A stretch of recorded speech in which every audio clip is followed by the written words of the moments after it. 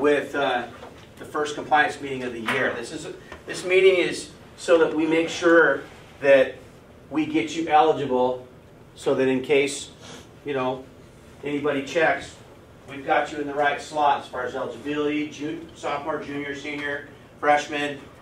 We've got all your numbers correct, email addresses, phone numbers, and we have all your academics in line. So today's meeting is really going to be about me sharing with you how to go about your experience here at the University of Verne and make sure that not just that you're eligible, but that your experience here is first rate. Because that's what our goal is here at University of Verne, is to have your experience be first rate.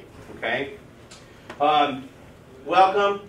I know we have a new coach here. Willow is our new coach, and I know that the program is now going in a new direction. So I wish you luck on the upcoming season. I know that 15 years ago when I took over here for my program, I remember my first meeting, and I remember looking around the room, and I remember the guys on the team, and I can tell you right now, you're part of something that's starting something new here that can be special for a lot of years to come if you, as an individual athlete, put into it the things that he's asking you to do. I can tell you that firsthand. I still talk to some of the guys that were on my first team.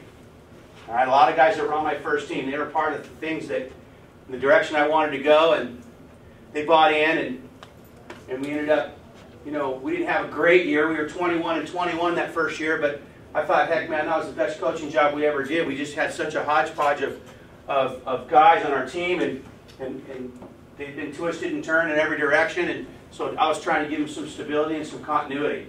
I still talk to some of those guys. So hopefully that's you, that you're still talking to your coach in 15 years. You're still involved with the program 15 years from now because you're proud of what went on this year. And so I want to say that special note for you guys and welcome you here at the same time. All right. Our director of athletics is Julie Klein. She normally would want me to tell you a few things, and I'm going to share a couple of those things. One is obviously that as you start the new year, there are some things that, as a student athlete, you got to be aware of. And one of them is that how visible you guys are on the campus, especially when you put on our shirts and you put on our logos and you put on our brand. You become very visible here. It's a small school. How many guys went to a big high school? Big high school, over 3,000 students in your high school. Okay, so that high school is bigger than this school of undergraduates. We have 2,700 students.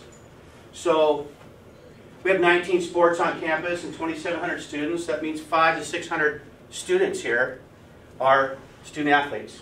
There's even more people on this campus that came here to be a student athlete and then they're no longer playing. So there's a large majority of students that are kind of in this athletic endeavor here. And as you're walking around, just understand that and I know you've heard these things before, from parents to coaches all the way along. I'm going to reemphasize it again. You are in college, and there's a lot of freedoms that go into college that you're here to enjoy. And I encourage you to enjoy your college experience. Trust me, I enjoyed mine. But just make sure that you know where the lines are.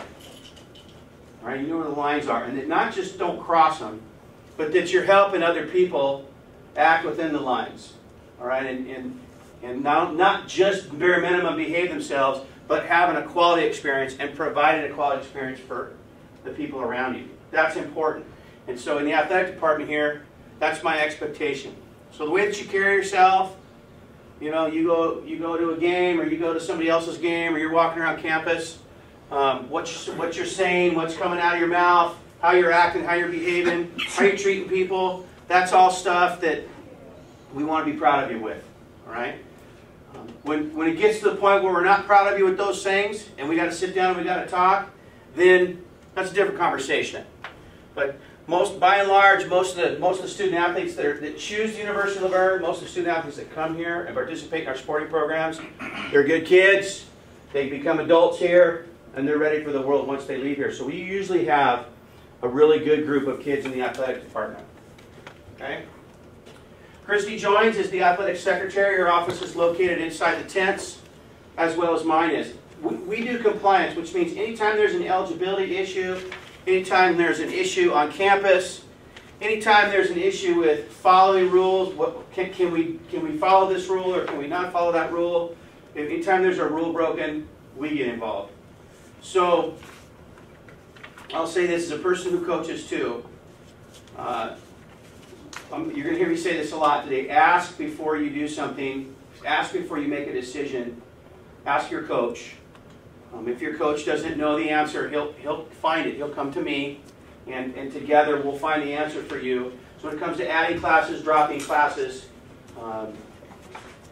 wanting to utilize this semester, go study abroad, take a semester off. Anytime there's something that you're going to do that comes to the units you're taking, the academics, the rules that you're following, please ask to make sure that we're within the rules and we don't have to go the other direction.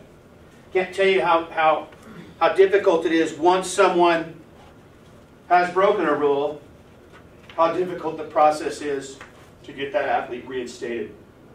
It's really difficult. It's completely out of my hands, that part of it.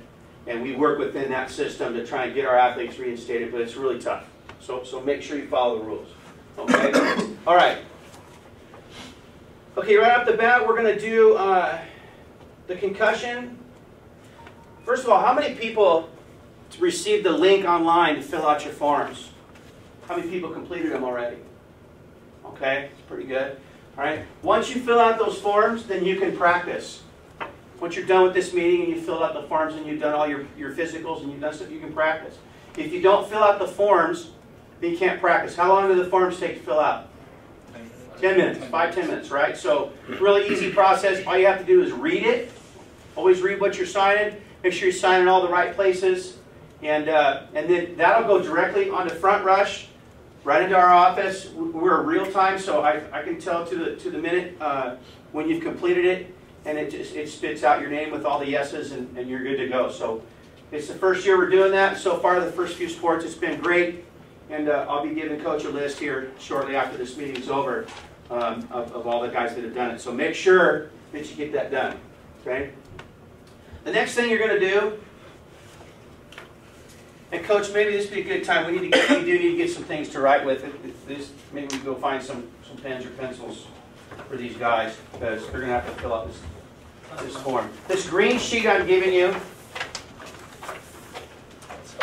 is going to be, we're going to fill it out after we watch the video. How many people have watched the concussion video before? Great, because I'm on about my 75th viewing in this room, so you're not quite catch up to me, but we're going to watch it together again.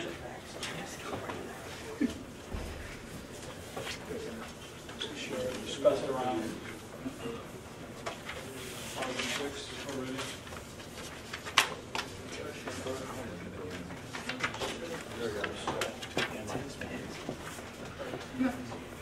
Okay.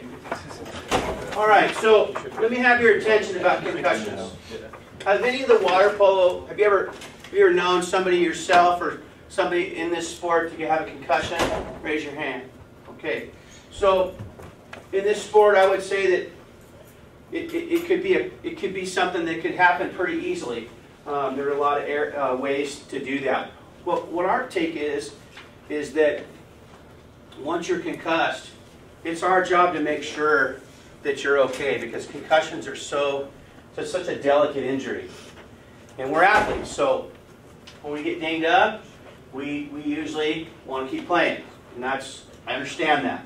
And I would concur.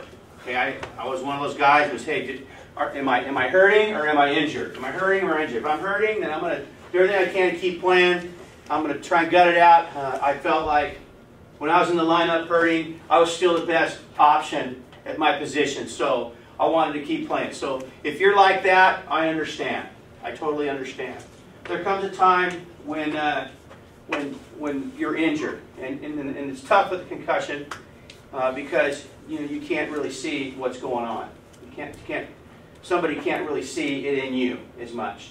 But if you're concussed, the best way I can explain it is that it's like having a bruise on the inside.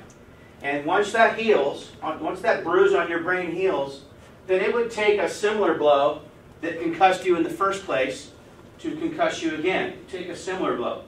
But while you're bruised and while you're injured, it could take a much less blow to re-injure you. And then when you are re-injured, it can really be bad. So we really need to be careful. And I always say this to athletes on both sides of the equation, meaning that, you know, we need to be careful. If you think if you get your bell rung and you feel like you're concussed, or if you feel like one of your teammates are concussed, then encourage that person to go see Joanna, the head trainer, and she'll give you her, you know, that's why you took all the baseline tests. She'll give you the test, and then we'll see our team docs and we'll handle it with professional care. All right, and we're going to go ahead and do things by the book that way, because your brain get one of those, and so we want to make sure we take extra care. Now on the flip side, I had an athlete one time who was running down the first baseline. He was a real dramatic athlete. Okay, he was drama all the time. And the big first baseman from Redlands, he was running down the first baseline. The throw pulled him off the bag. He was about 6'4", about 250. He came off the bag and he swipe tagged at our guy running down the line. He was about 165. Boom, side of the head, and he fell down. Right? And I knew from where I was, I knew that he was going to act like he got knocked out, because that's how he is. Right? I knew it. So I was racing across the field, to obviously see if he was okay. All right? I didn't want to see if he was okay. But then on the other side, I knew the rules. If you get knocked out, okay, then and they see you lose consciousness, right, then you're concussed automatically. And that, at the time, I think that was 7 to 10 days, automatic. So the problem is, if you're not concussed and you act like that you got knocked out, and everybody says, "Oh, he got knocked out," then you're immediately done for not just that game, which is healthy for you, but you're done for probably 7 to 10 days. So you can see why I was racing across the field. Sure enough, he was like, "Coach, is that you?" And so the away trainer said, "You know, he's done for today, and we'll make the report." And he said, "Wait a minute, I'm okay. Doesn't matter. So we lost him for 7 to 10 days. So both sides, the concussion thing is not something to trifle with. Don't ever act like you've been knocked out, okay? Because obviously if you are knocked out, there's no acting involved, okay? So make sure that you are very aware of that. Don't hold that information back. If you see someone on your team, you know, you got to help them out. You got to encourage them to come forward, because we don't want something to happen. All right, so make sure you're careful. So we're going to watch this, and then we'll move forward.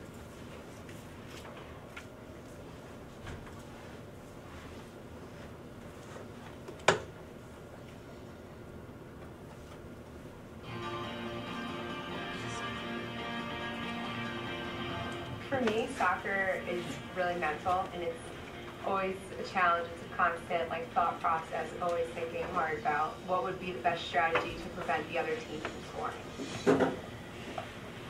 In the fall of 2009, Claire Pinciero was a college freshman who was looking forward to her first season with the Princeton University soccer team. Claire realized that college athletics offered an opportunity to push herself to meet and overcome challenges, mentally and physically, in the classroom and on the field. It's the most physically and mentally exhausting game, but after you've done well, it's like you feel like a sense of serenity. The season was just underway when Claire suddenly found herself facing a new set of physical and mental challenges when she suffered a concussion during a preseason scrimmage. Immediately after I got hit, I just remember having no idea where I was. I was so confused. Like Claire, Ben Chappell was excited to have an opportunity to play college sports. As the starting quarterback for the Indiana University football team, the fifth-year senior was, at the time, enjoying a good sophomore season when he suffered a concussion in a heated conference game. I ran the ball, was trying to score a touchdown, and the guy just kind of hit me pretty much right on the button. Chappell takes a big hit at the 6-yard line. The next thing I remember is the trainer coming out, asking me if I was okay. Chappell coming off the field under his own power, but obviously not himself at the moment after that hit. Concussions can happen at any time, to any player, at any position, in any sport. Whether the symptoms are serious or mild, a concussion is an injury that should always be addressed right away and should always be taken seriously. Don't cover up or try to hide your symptoms. The earlier you report them, the sooner that we can take care of you properly. Honesty in the short run may keep them out a little bit, but in the long run it's going to keep them much healthier, and it's going to give them a much longer career when they play.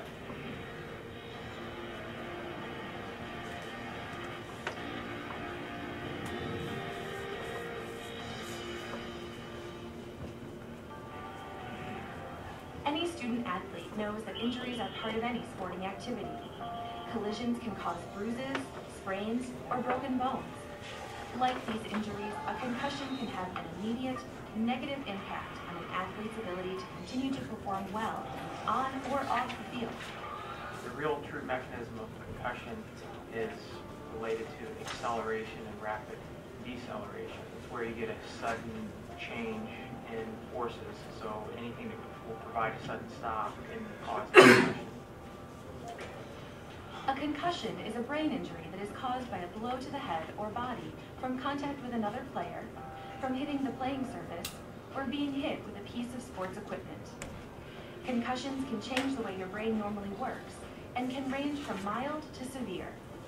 These injuries can present themselves differently for each athlete, and they can happen in any playing circumstance in any sport. We know that when a player has a brain injury, they tend to have difficulties with memory, particularly short-term memory.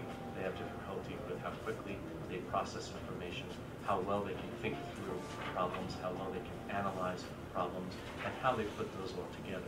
We know that those different aspects of brain functioning are affected in concussion. One of the key issues that we must deal with is making sure that when we return a player to play, that player is no longer having symptoms.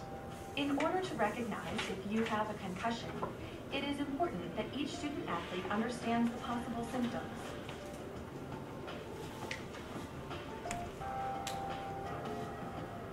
First thing you should do with such a concussion is not minimize the feeling. Those symptoms should be reported to your medical staff at your university as soon as possible. So I don't remember getting hit, but I think I was visibly confused. Something obviously was wrong.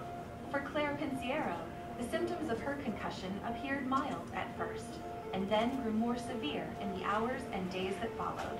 I had this constant headache, and it was basically just a migraine all the time. I was really sensitive to light and noise. My spatial awareness was really off. It's important when you're dealing with athletes that have injuries.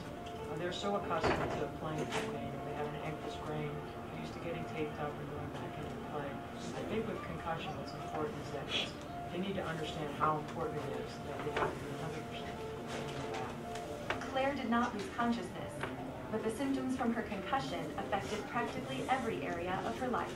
I couldn't work out because it would raise my blood circulation and go to my head.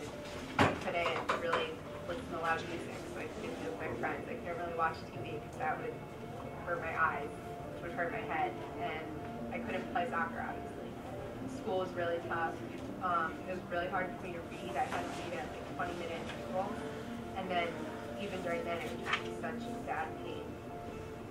Like Claire, Ben Chappell did not lose consciousness, but his collision with another player caused his concussion. Team athletic trainers let him off the field immediately.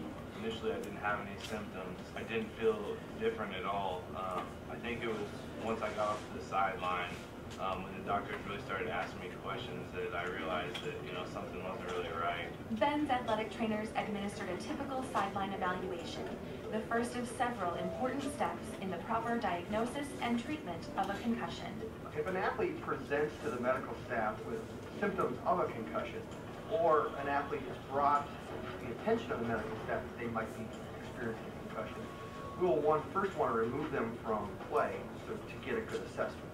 They took me through the whole concussion questions, like we say the months backwards, the alphabet, start with this letter and continue through this one. I think the doctor gave me 3 words to remember. Walked into the locker room at halftime. It's very important to be honest up front. If we can treat your concussion properly from the start, there's a real opportunity to get those signs and symptoms clear faster for your concussion injury to resolve quicker. It's important for players and teammates, as well as coaches, to work in concert with athletic trainers and team physicians to identify and treat concussions as soon as possible. Coaches need to be able to identify that an injury has occurred, and then to get that athlete with an athletic trainer, with a physician and a neuropsychologist, for sound medical decisions can be made. The time for a concussion to heal varies for each athlete. Ben was back on the field within a couple weeks. Claire was out for the season.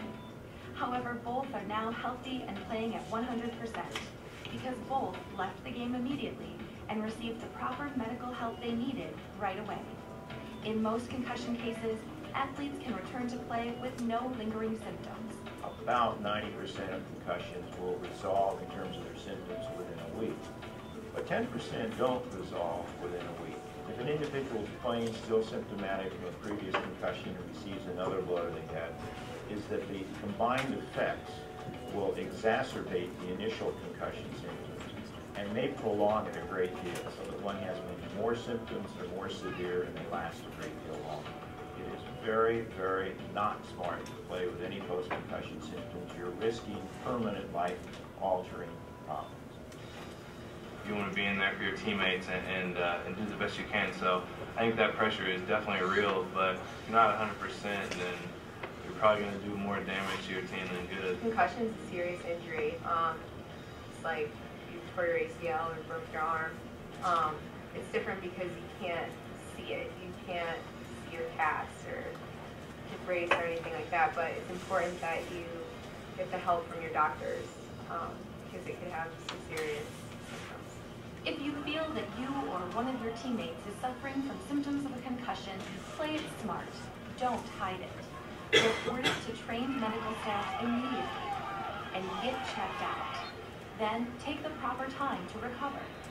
Remember, it's better to miss one game than the possibility of missing an entire season or career.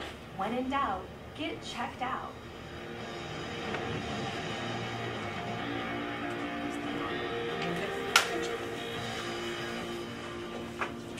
All right. So now I'm going to need both of those sheets at the end in alphabetical order. When you need the sheets on that coach passed out, you need to fill them out real quick.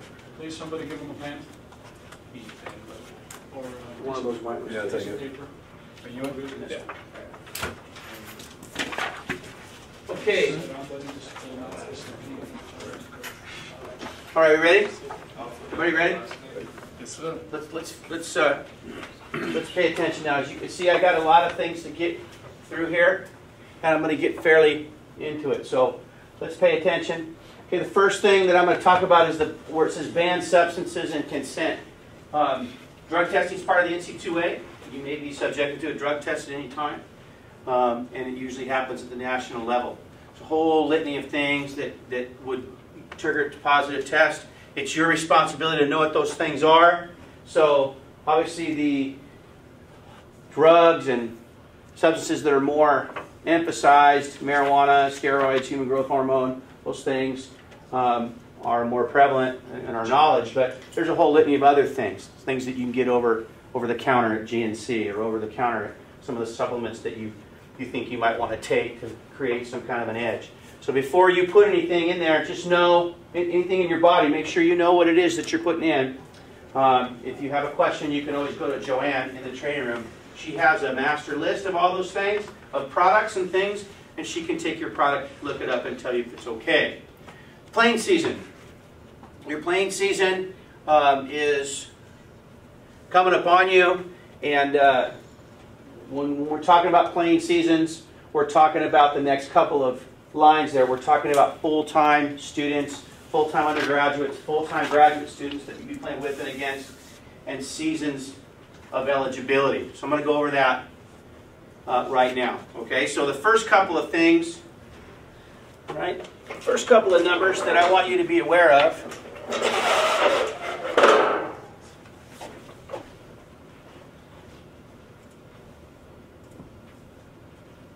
Okay.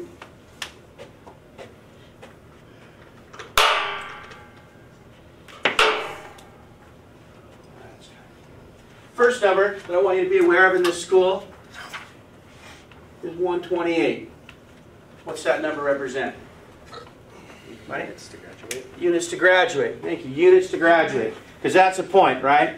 That is the point here, is to get through school and walk away with a degree. 128 units. So some of the things that make this number go up, all right, and as a requirement for graduation are, one, and the biggest thing is taking classes that you don't need or that you've already fulfilled as a requirement for your major, and taking something else in that same area.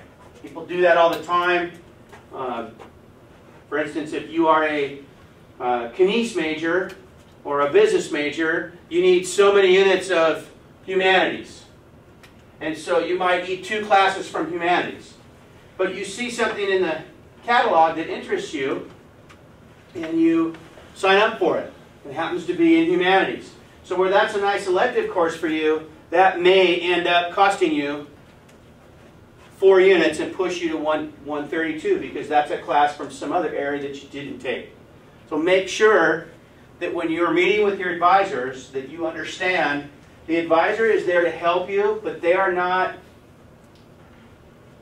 the catch-all for your education. You are responsible for your education. Make sure you're paying attention to what you need to take. All right. The second thing is failing classes. If you fail a class, you got to take it over again here in order to graduate. So if you fail a class, it's not the end of the world. I mean, you know, you don't want that. We don't want that. But at the same time, if you do fail a class, I get it. I've had some classes that are super hard. That would be something else that pushes those units forward. Okay, you got to take a class over again. So keeping an eye on 128 is pretty important. So if I do the math right, okay, 128 divided by 4 is 32. That's how many units you got to take per year. All right, to stay on track, which means that you got to be at 16 units a semester. Okay, fall. Here's a 5-year span. So any 4 years in there, you got to take 16s. Okay, in the fall and the spring, to get to 128. So if you're at averaging 16 units a semester, then you're on pace to graduate. That's the most important thing you can be, is on pace to graduate. Here at the University of Verne, we have a January term, which is 1 month long. All the returners will tell you about that. You can take up to 5 units between your fall and spring. It is, and I say this a lot, it is free. It's the only thing here that's free at the University of Verne. So you can take, for the price of 1 full year of school, you can take up to 5 units in here and it doesn't cost you any more money.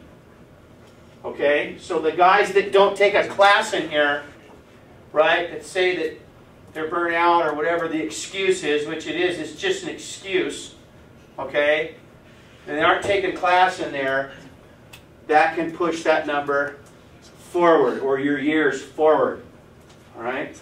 I've had a guy who didn't take 2 January terms, has to come back for a 5th year, crying about how much money it costs to come here. Right? Well, let me ask you a question. If you got here in the fall of 2012, what was tuition there? And then how much is it for one more fall? 5 years from now, what's tuition going to be? So I don't see how you can't afford to not take it.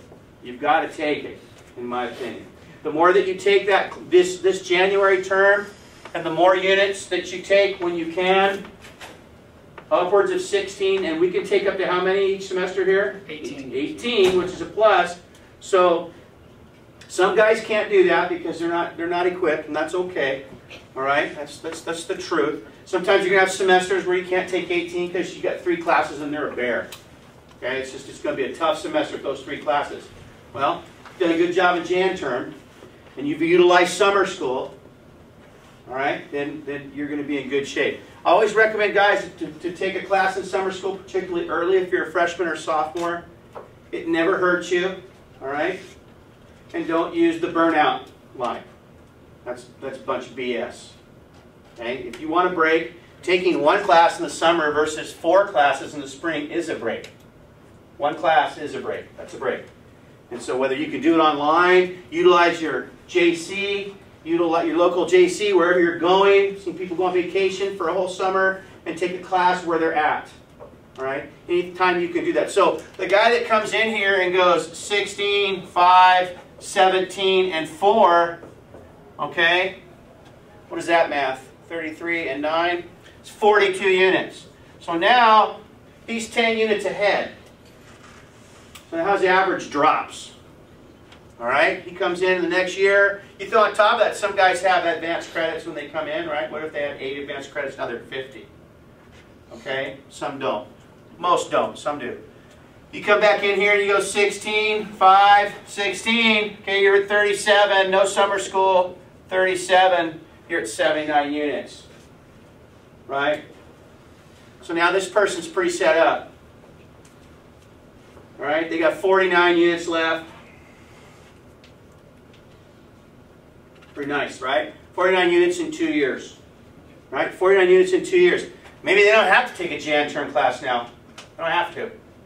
Right? And I sure would like you to get set up in this fashion so that on your junior and senior year, as you get into your upper division in your major, you're not taking your upper division 3 classes and now you're saddled with that logic class that you didn't take, that math class that you didn't take.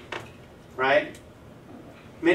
Try to do that. It's not necessarily a rush to the finish line. I'm not trying to get you to graduate in 3 years. I'm trying to expand your educational experience. Right? It's great if in here you can take some 12-unit semesters and focus up on your school. That'd be good. Now you got time for an internship. Okay? You got time for an internship. You got time for some of the things that this university has to offer. That would be great. Okay? So make sure you do that. All right? All right. Now, that being said, rule-wise, the number is 24. That's how many units you got to pass between your last year of school to be eligible for the following year. So anybody right here, all right, this was last year, if they came in and they went 12, 0, they registered for 14, but oops, they got an F, 10, 0. I'm going to do their eligibility this week. Are they eligible? Nope. No. They're 22. They're ineligible. Nothing we can do. Done. Okay? And you can see since 128 and 32, the average units for all the students here at Laverne, most kids, I'd say 85% of the kids here are passing 34, 35 units a year. That's about what they're doing. That's about the average. So if you're at 20, if you're near 24, you are way behind. Okay? You can be eligible here and be behind. You won't be asked to sit out because you're behind, but let me tell you how many stories of a guy that finishes his eligibility here, all right, finishes the school year here, he's a senior, he's got 17 units left, and he means to come back here. He means to in May, right? But then he gets a job or something happens and next thing you know it's really hard and won't come back. And to me that would be a waste of 4 years and a lot of money. So make sure that if you're aware. So if you pass 15 and 16, you're certainly eligible, but the way I look at it is you're 1 unit behind. You're trailing 1 unit. Right? 1 unit doesn't seem like a big deal, but 2 here, 4 there, 7 there. Pretty soon you can, now all of a sudden you're coming into your senior year. Okay, this guy's a senior down here in spring of 16. He's upper division, he's a business major. He's got 18 units, he's appealing for 2 more. Got all these things that he should be a part of. He's just spread to the hill this senior year. Versus the other guy did it right. He's 12 units. All right? Now he's 8 units. He's only got 8 left. All right? That happens all the time. I know you guys are not a spring sport, but you know, if for some reason you finished in your 4th year, this was your 4th year, and you didn't need any more units to graduate, and you needed 2 more units, you could take 2 units right there and be full time. Okay? If that was you. All right? 24. So if You got to pass 24. This January term, okay? This January term right there counts. Summer school counts. If for some reason you needed that summer school for this year, I needed that summer school, that 4-unit class right here, for this year to be eligible. Well then, when I come back for eligibility this year, I can't come back to that summer school class and attach it to the fall when I need the fall for next year. Does that make sense? So if I was like, 12 and 10, I had 22. Take a summer school class. Now I'm at 26. I'm good. I'm eligible. Then I came back and passed 12. I didn't go again. And then I went 10 again. And I said, you know what? I'm good because I remember I had that summer school class last year, so I'm not going to go ineligible. Can't use it twice. But you could, you could there. You don't need it, right? January is the same way. So they count. Right? They count.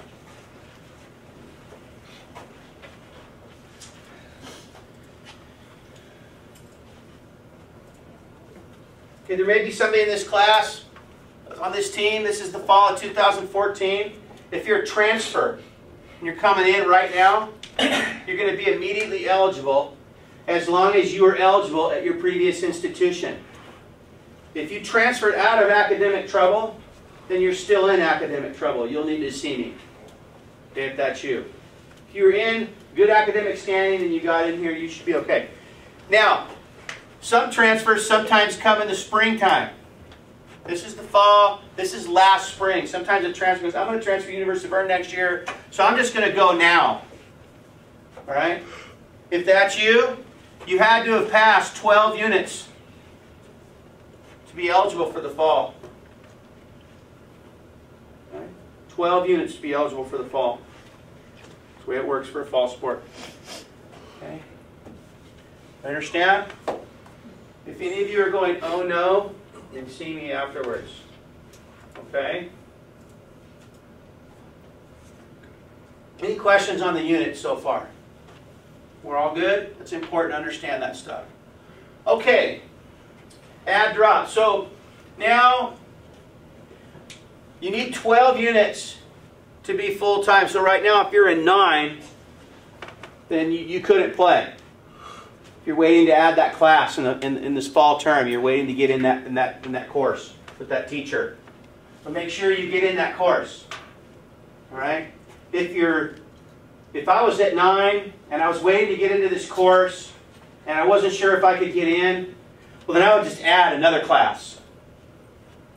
Right? I just add any class to get me above 12 so that when I'm able to get that other class, then I can drop the one that doesn't mean anything to me at this point.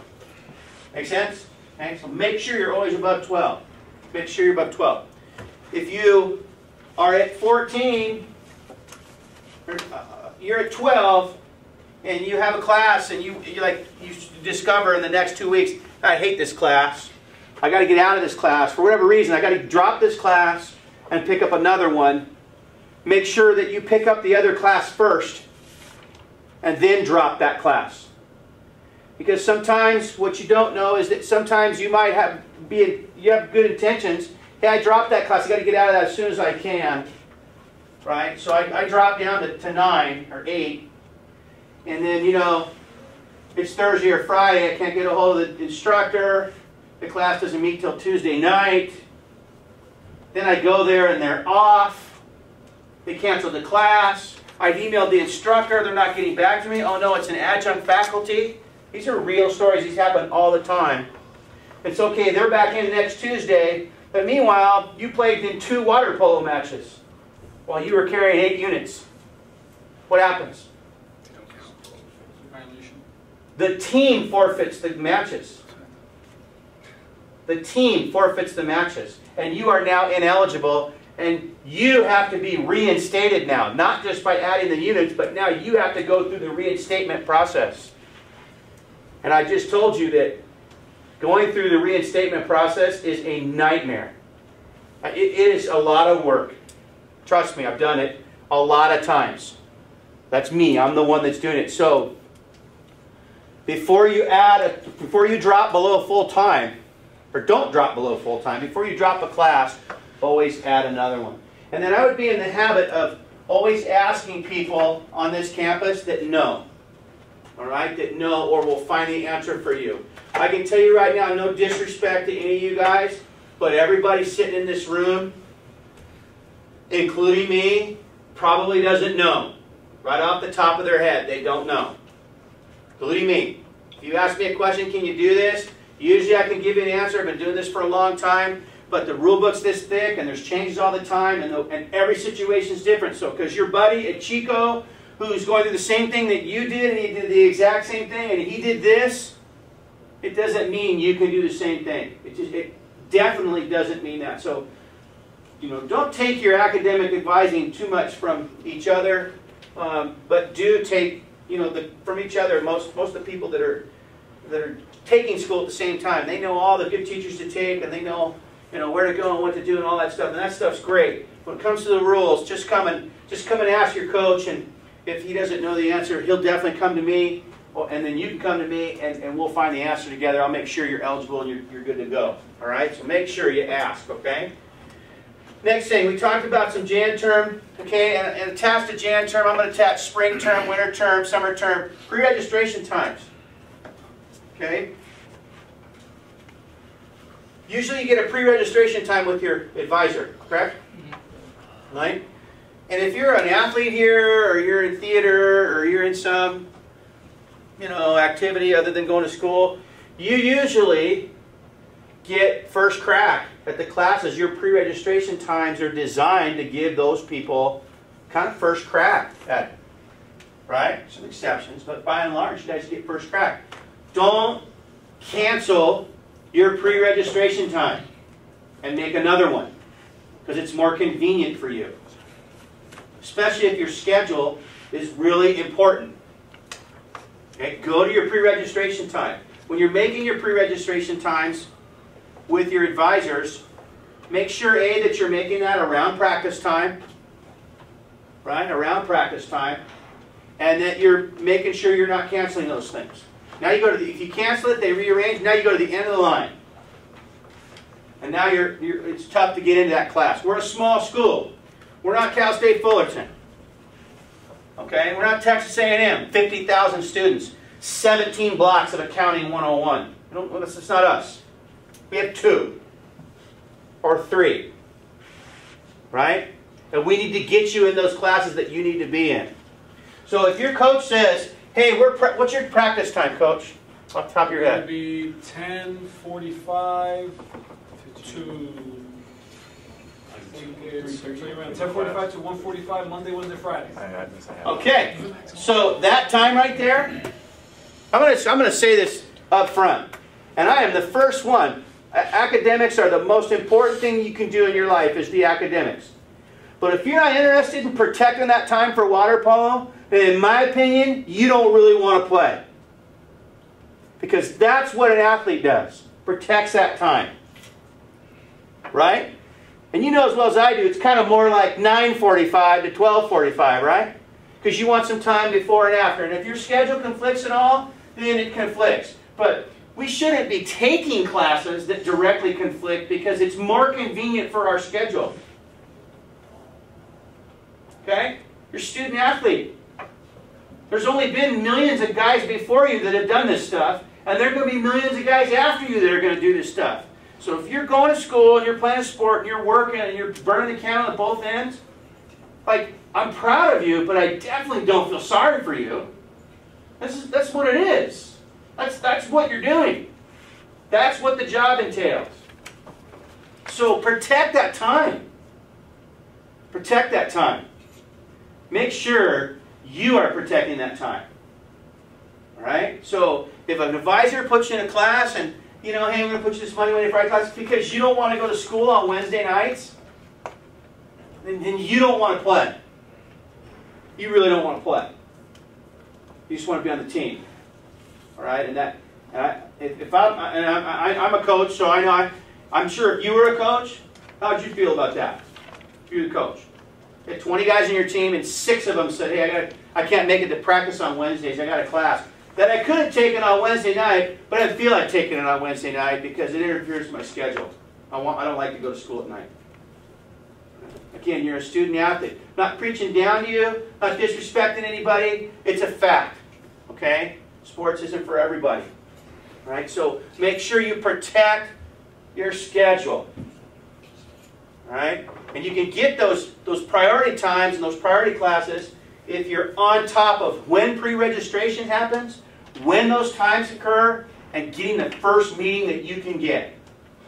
Okay? Be first in pre-registration. If you're first, you'll have first crack at the classes and the schedule that you want. Can't emphasize that enough. Alright? Don't put yourself over a barrel. Okay?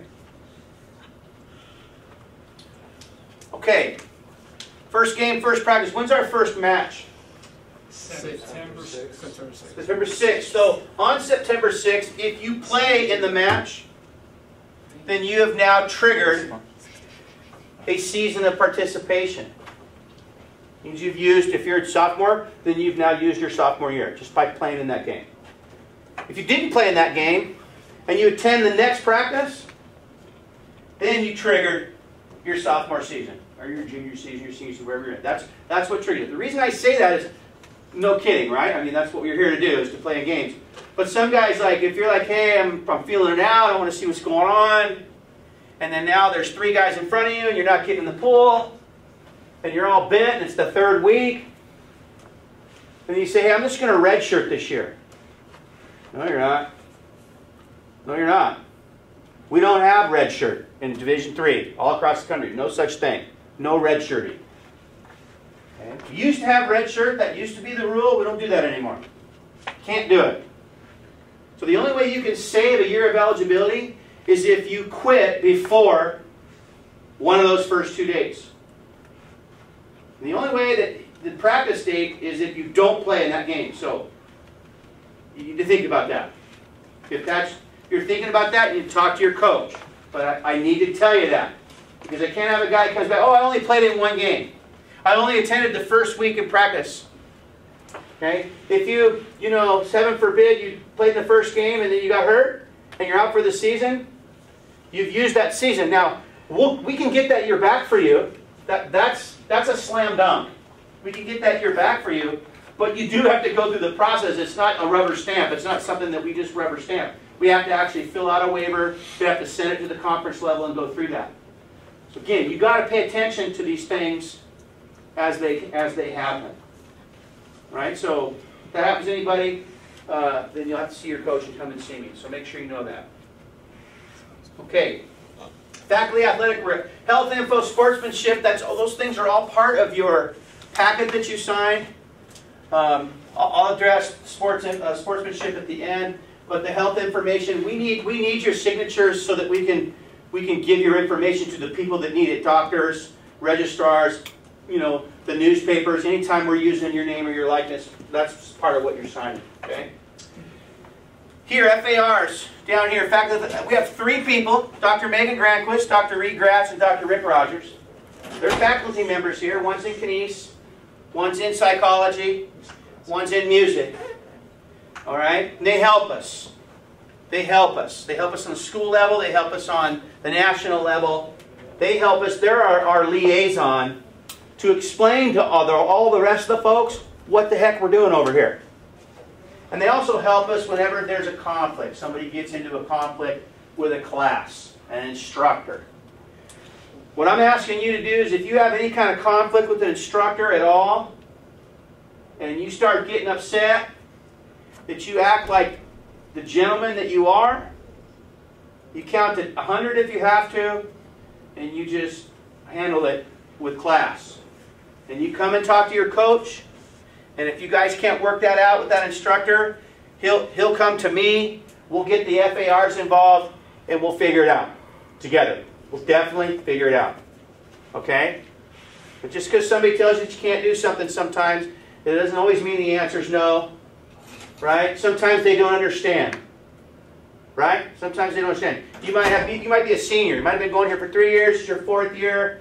You had a water polo match somewhere. You have to miss a class, and then you got an adjunct faculty. Maybe they don't understand, and they're not taking your class excuse, and they're telling you you're going to fail. And now you're going to blow a gasket because you're a senior, and you're like, oh my God, and you start getting stressed out. Relax, okay? Be a gentleman. Tell your coach what's going on. Coach will come to me, right? Or you can come to me too. My door's open all the time to you guys. Come to me. We'll figure it out. Okay? We'll get it figured out. I promise that. I promise we'll get it figured out. Okay? You should never miss a class for a practice. Ever. Okay? Can't tell a teacher, where were you? I was at practice. I was at water polo practice. It's not a university excused absence. Games are university excused absences. You can go to a match and miss a class for that. But just understand, like, technically, they don't have to either. Technically, they can say no. I'll charge you with that class, that absence. So, this is where our academic policy here, at least mine, I should say my academic policy. Again, not that every single baseball player is going to follow every single rule that I have. It's more of advice. It's not policy. Here's advice. So here's the advice. Okay, maybe some of you heard this before, so bear with me. It's worth repeating. There's been a lot of studies done on who gets all the A's, who gets all the B's, who gets all the C's, the D's, and the F's in college. And the research is really overwhelming. It's overwhelming. All the A's are right here. Okay, they're all right here. All of them. There's hardly any A's in the back of the classroom. Okay?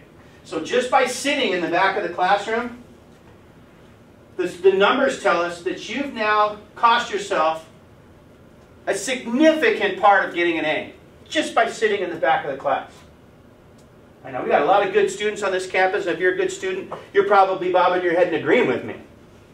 If you're a bad student, you're probably sitting there thinking, well, he's talking about everybody else except me. He doesn't know me. Okay? BS. I know you. Been doing this 30 years. You aren't the first donkey to walk through the door. Okay? Been many before you, just like you. So my advice is, you ready? Come to class when? 10 minutes early. Early. Okay? Early is 10 minutes early. Who's usually at the class 10 minutes early? Instructor's there. Professor's there. Alright? There's a reason you come early. So you can get a seat in the front. And B, you can say hello to the instructor. Establish a relationship. That's not brown-nosing. It's not brown-nosing. It's creating relationships. And it's smart in life. And it may be the smartest thing you ever do. Hi, Professor Smith. How are you? He'll say hi. Eventually he's going to say, what's your name? Right?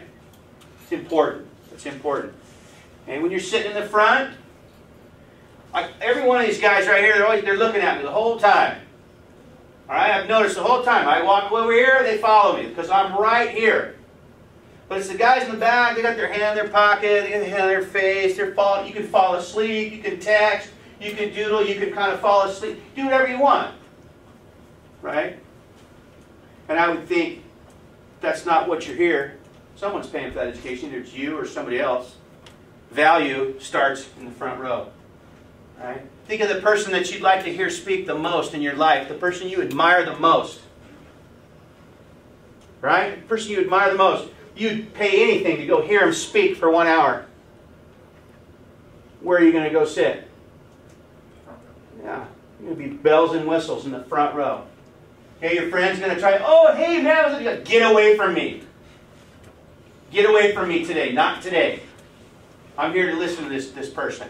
Get away from me. Right?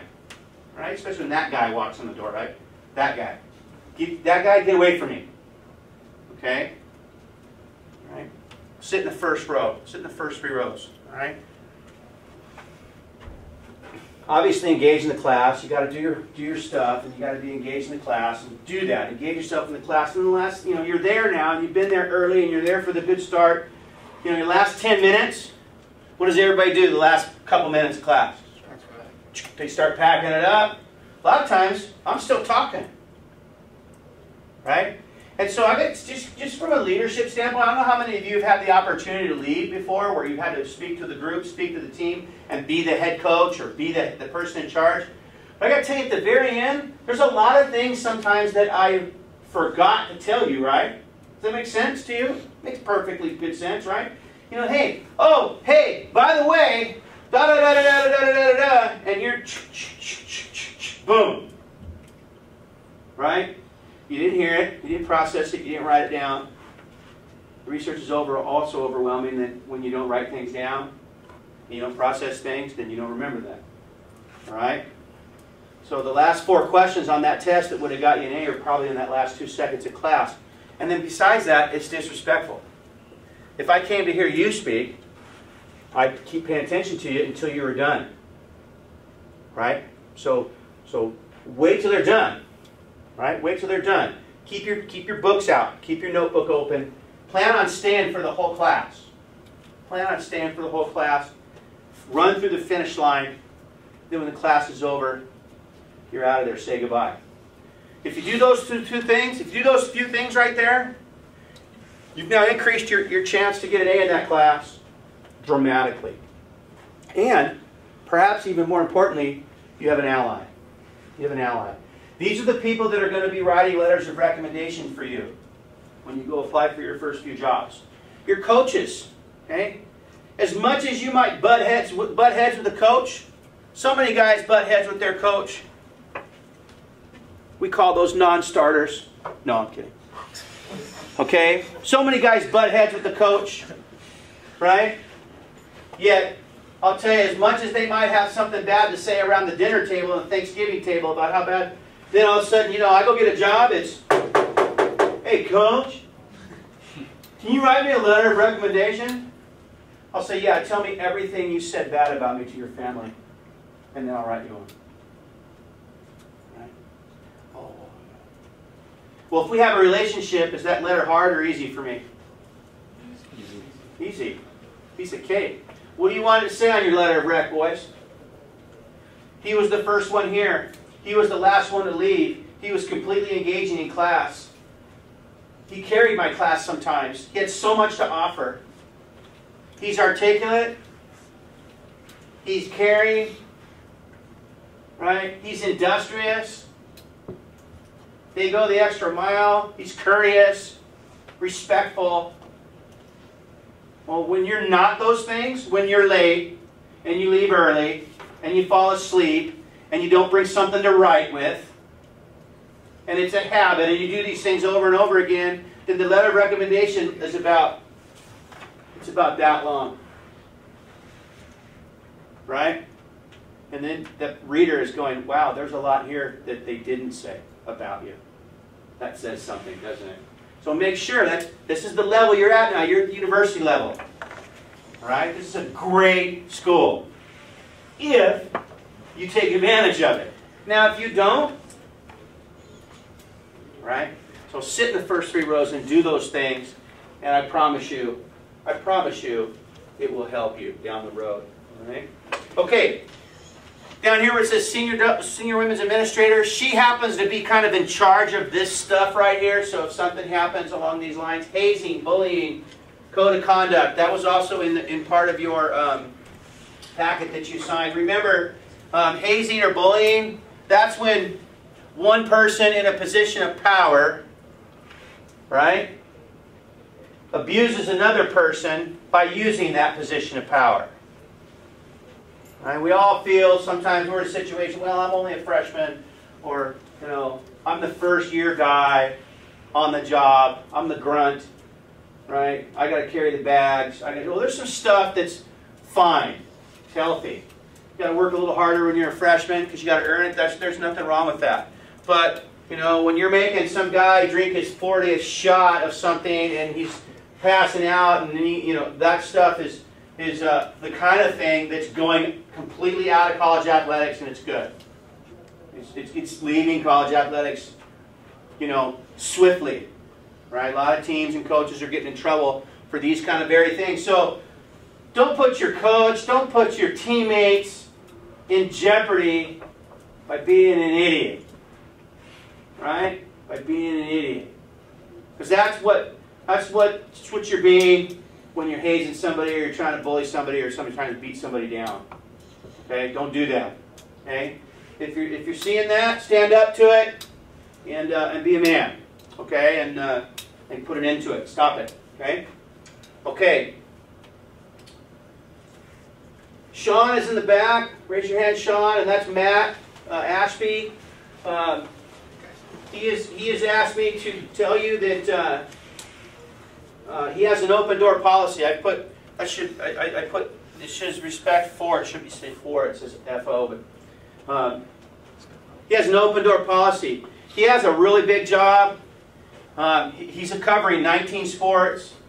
I mean, all the write-ups on the website, pictures, videos, statistics. So, you know, you got that one project in your class that you have to do once this year. He does that project about 300 times. Okay? So, if you do have a SID question, you know, you have some kind of question like that, he's more than happy to see you, but just respect it, respect his time, and you know, use that judiciously. Okay? We do have some social media policies here on this campus. And there are lots of different social media outlets. I'm not here to name them all. But all of them are included in our policy, which is to beware of social media and how you use it. I would say of all the things that can get you in trouble in the year 2014, the numbers are showing us that probably 80% of them are directly related to something that happened on one of the social media sites. From a picture you posted to the words that you wrote, all right, these are all things that can be interpreted in a negative way, and they become a lightning rod. And then once that happens, we have to act. We have to address it. All right. So when you go on Twitter and you say you're going to kick somebody's ass, or you say, you know, you got a bad picture, you're partying down, you get this picture here and that. There's things you can't do.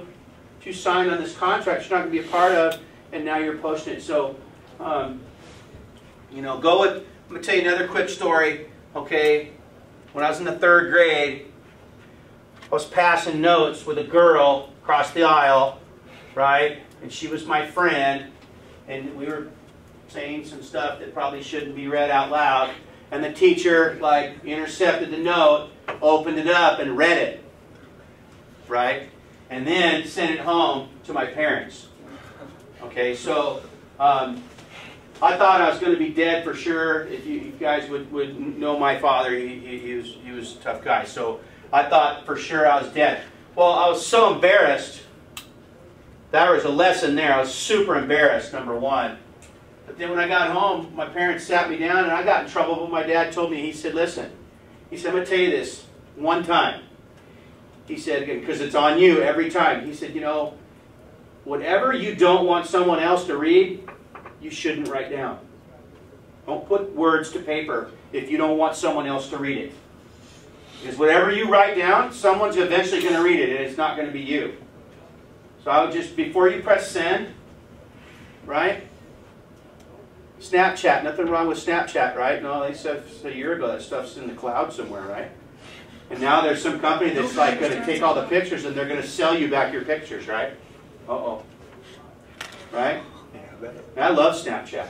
Because it's supposed to disappear. No, I don't think it disappeared. All right? So, yeah, I would say out of all the complications, guys, out of all the complications you've had in the last few years, I'd say that, well, one, alcohol, and then 2, social media are right in the center of the storm, usually. Okay? So, you know how when you get a text or you get a tweet or something like that, you get a text, words, they don't always like come across as you intended them to. Right? Right? You throw a text, you press send, you know, somebody reads it, they're interpreting it a whole different way than you meant it. So just be careful. Be very, very careful and judicious there as well. All right? And the last thing, okay?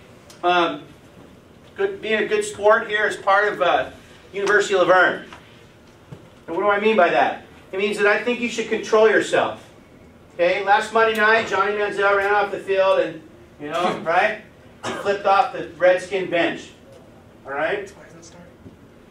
Well, that's not something that I don't know what the Cleveland Browns are going to do about that. I don't really care. But I can tell you, if you do that and I see it, you will not be playing the rest of the match. If I see it. Okay? Why? How come? Because it's not what we're going to do here. And when you get your own university or whatever, you get in charge of that department yourself, and you want your athletes to flip off this, you can do that. You have that right. Right now, if I see it, I don't have the prerogative to do that. So I want you to hold yourselves accountable. What comes out of your mouth? All right? You're not the only ones around. So you guys that are, you're used to cussing and you don't care who's around, care who's around. Okay? Care who's around. All right? You're not usually alone in those situations. So learn to control yourself. Learn to have self-control. All right? Hey, I like guys that get fired up.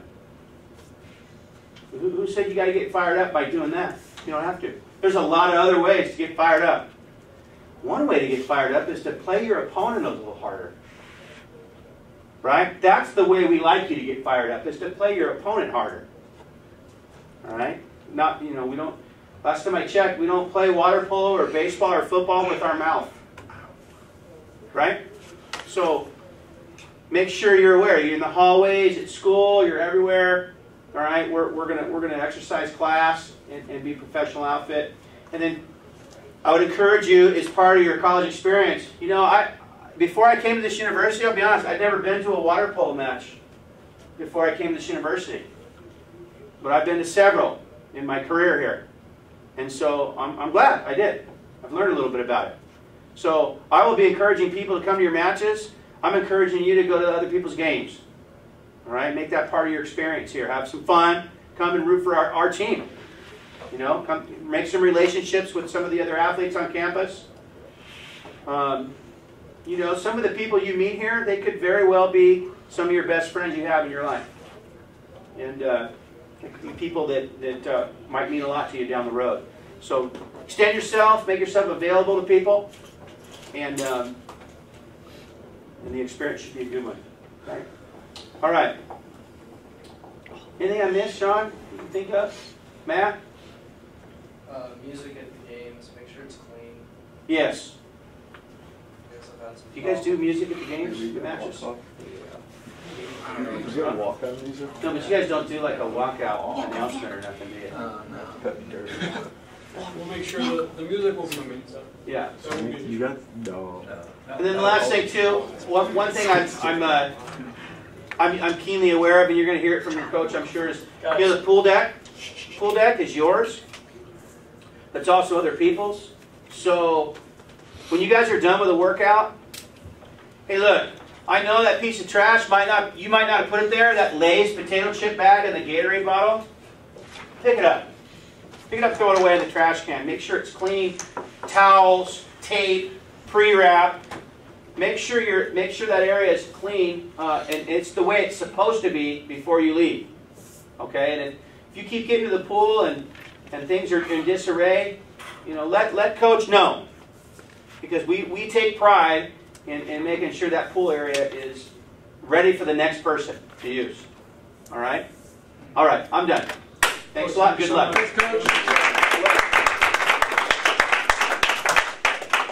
Gentlemen, I need all the pens and pencils passed back to me.